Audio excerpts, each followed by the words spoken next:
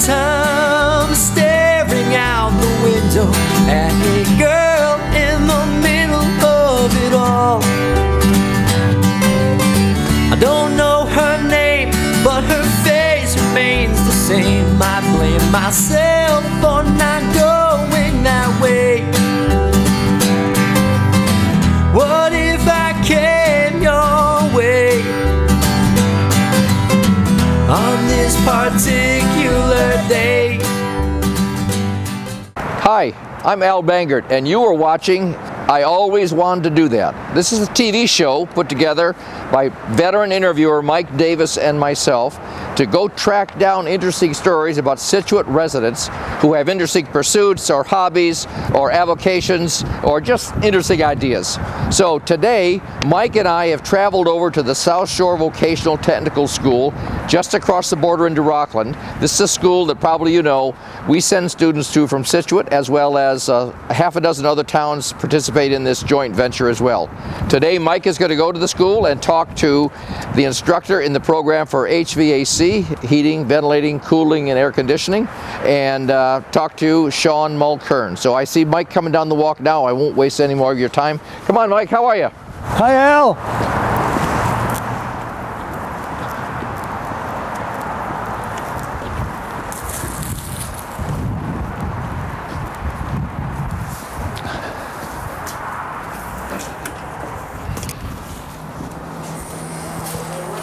From Scituate Community Television. Hey Mike, how you doing? Welcome to South Shore Voc Tech. Thank you so much.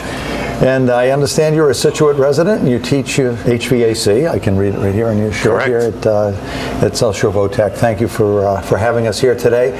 And I want to just get into a little bit of the background. You grew up in Scituate? I'm an in-plant from Boston. Okay, from Boston. Lover of Scituate for a long time. A lot of friends and family in town.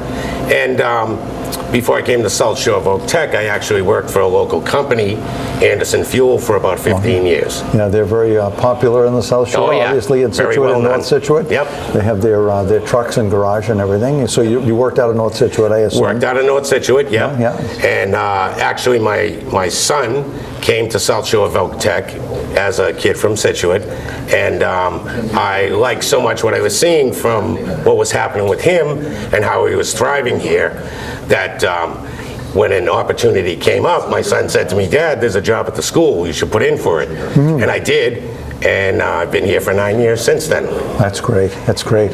Well, so it's something that you brought your skills from Anderson Fuel here, right? And then I'm sure you had to learn.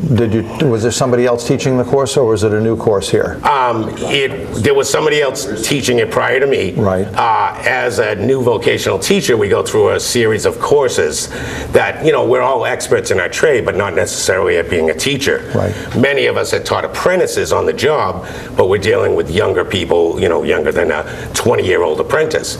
So all these classes teach us how to teach, in addition to, it's kind of like two trades at once. You're teaching and you're teaching a trade. Right, and you're teaching a trade that's year-round, really, because you're talking about heating and air conditioning, really. Yep. And I know that refrigeration, does that come into that's play? part of our trade too. Yeah. So the kids that leave here, the students that leave here after having gone through how many years? They'll go through 3 full years. Okay. Yep. They would leave here and go into the field and get a job in the field. And is it a licensed field?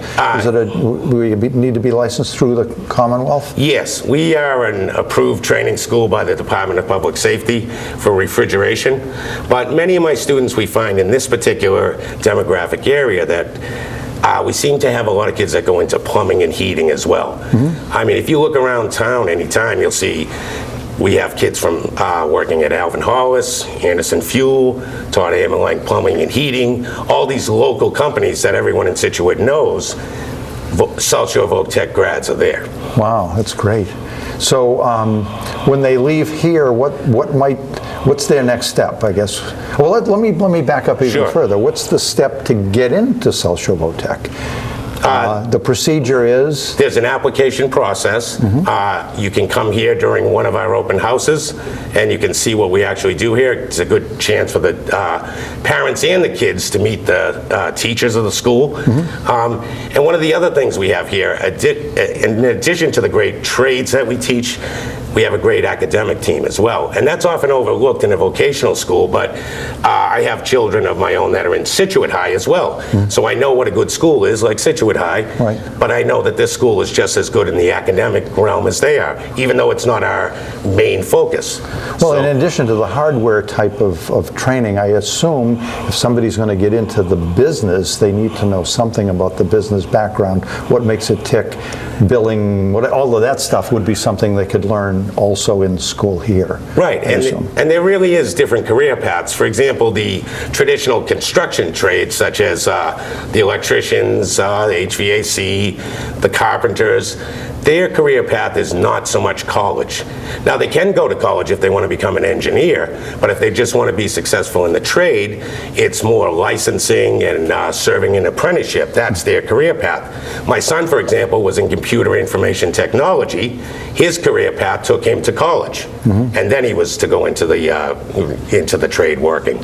So different things, but you know, there's a variety of things for everybody here, and that's what's great about the school. I mean, some people who do not thrive at a regular school, you see them take off here, and then you see them later on as somebody you'll see at the supply house, a guy that you now are friends with later on. So, you know, I really do have a unique perspective because I've had a child here and I work here, and I can only say good things about what happens in this building as far as the kids and the training.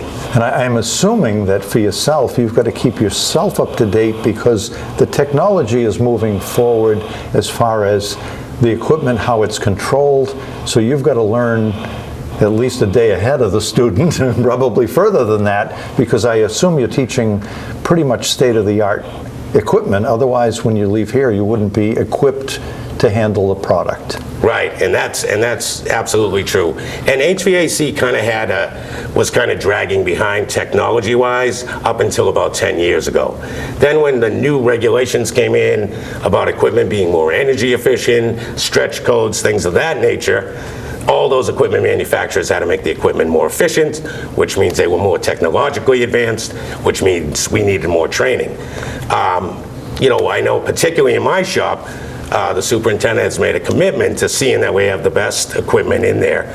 We have the state-of-the-art condensing boilers in there, which, you know, that's what they're going to be working on. Right. Well, now we still have a few dinosaurs kicking around to show them what the old stuff looks like. Well, they're going to work on the old stuff. They're going to work on the old stuff, right. But we want to teach them with the best equipment, and, you know, that's been facilitated by our superintendent, and we appreciate that. Do you have the manufacturers involved at all with you as far as maybe not providing equipment, but providing information that you need to be more successful as an instructor? Absolutely. We have, it's a state mandated thing called the advisory board. So we have people from industry, we have people from the supply side of the industry, from the union, from all different facets of this trade that come in and advise us on what we should be doing. Wow. And then we send that along to our bosses. Okay. And if somebody were watching our segment today or this evening, depending on when they're watching, what suggestion might you give a younger person who is, you know, maybe getting out of a junior high and moving into high school or whatever? What would be, I guess, advice you might give them?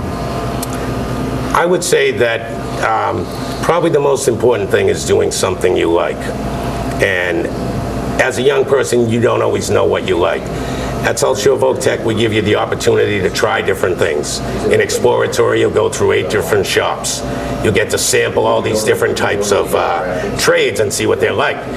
And my suggestion would be, don't turn your back on any opportunity. Try and see what you like, and then decide. And then once you're doing what you like, it becomes much easier to go to school every day. Right, right. So when a student graduates, the percentage that go immediately, let's exclude the military portion because we can't really control that, but what percentage go immediately into the job, into the field of their choice? maybe not just HVAC, but the school in general? From my understanding, it's roughly about probably 50% that are either going right into the trade or going to, college or military or something of that nature. Okay. And is it different for HVAC than it is for the rest of the school? I think there are differences only because some of it is construction dependent, how the economy is. HVAC is less susceptible to swings in the economy because you still have a lot of repair and maintenance work. So we have a really high rate of people getting hired right out of school. And the kids that come out of school into HVAC, what might they be earning? Average student are averaging about $12 to $15 an hour to start. As an apprentice? As an apprentice. And at the end of their apprenticeship, they can look to see about $30 to $35 an hour in the local market. Slightly higher if you go into Boston and the union markets where they're in the 40s, low 50s. Wow, that's great. That's great information for anybody who's watching, who wants to get into the field and be able to look into their future and see what their earning potential is going to be. So again, thank you for your time. Appreciate it. All right, my pleasure. Care. Thank you. Yeah. What a great episode that was. Sean Mulkern has spent his entire life in the trades.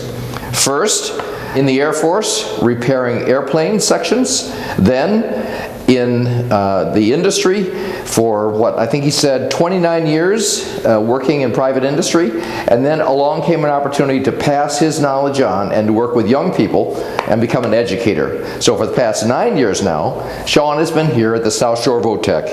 Now if you'd like to learn more about the South Shore Votech, you can go to their website, which is ssvotech.org. That would be ssvotech.org. And we look forward to you viewing this episode and enjoying it. And if you have an idea that you'd like to have us track down, then get in touch with us at the station. You can contact us at sctv@scituatema.gov. That would be sctv@scituatema.gov. So I'm Al Bangert. Thanks for watching, and we'll see you next time.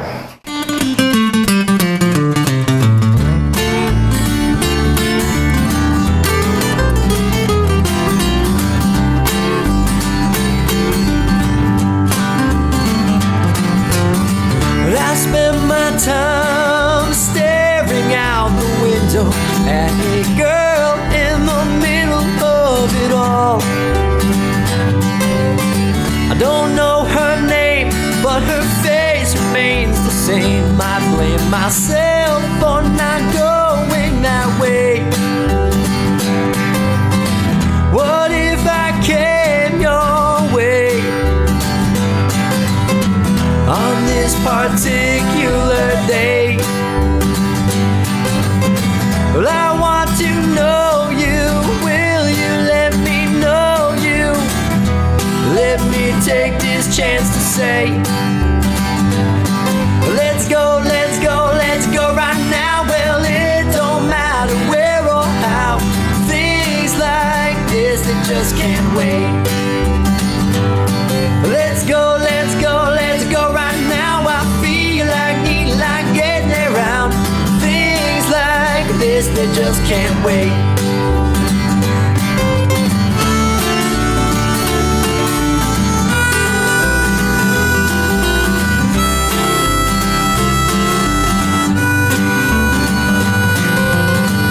Her hair's tied back, she might be good, but she might be bad. Well, she might just be that girl I never had. Let's take a shot, 'cause it's all we really got in this life.